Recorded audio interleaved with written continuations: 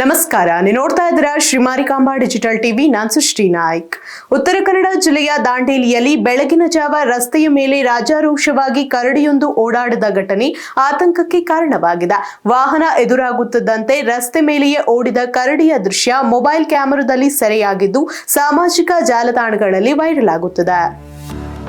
ದಾಂಡೇಲಿ ನಗರದಲ್ಲಿ ಬೆಳಗಿನ ಜಾವ ಕರಡಿಯೊಂದು ರಸ್ತೆ ಮೇಲೆ ರಾಜಾರೋಷವಾಗಿ ಓಡಾಡಿದ ಘಟನೆ ಸ್ಥಳೀಯರು ಹಾಗೂ ವಾಹನ ಸವಾರರಲ್ಲಿ ಆತಂಕ ಮೂಡಿಸಿದೆ. ದಾಂಡೇಲಿಯ ಅಂಬಿಕಾನಗರ ಪವರ್ ಹೌಸ್ ಸಮೀಪ ಬೆಳಗ್ಗೆ ಸುಮಾರು 6 ಗಂಟೆ ವೇಳೆಗೆ ಈ ಅಪರೂಪದ ಘಟನೆ ನಡೆದಿದೆ.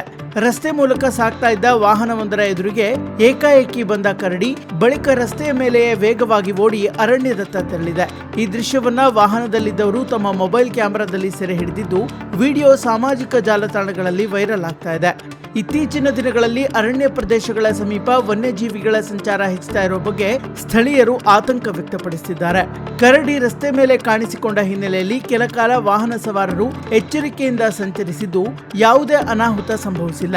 ಅರಣ್ಯ ಪ್ರದೇಶಗಳ ಸಮೀಪ ಸಂಚರಿಸುವ ವೇಳೆ ಸಾರ್ವಜನಿಕರು ಎಚ್ಚರಿಕೆಯಿಂದ ಇರಬೇಕು ಹಾಗೂ ವನ್ಯಜೀವಿಗಳು ಕಂಡುಬಂದರೆ ಅವುಗಳನ್ನ ಕೆಣಕದೆ ಸುರಕ್ಷಿತ ಅಂತರ ಕಾಯ್ದುಕೊಳ್ಳಬೇಕು ಎಂದು ಸ್ಥಳೀಯರು ಮನವಿ ಮಾಡಿದ್ದಾರೆ.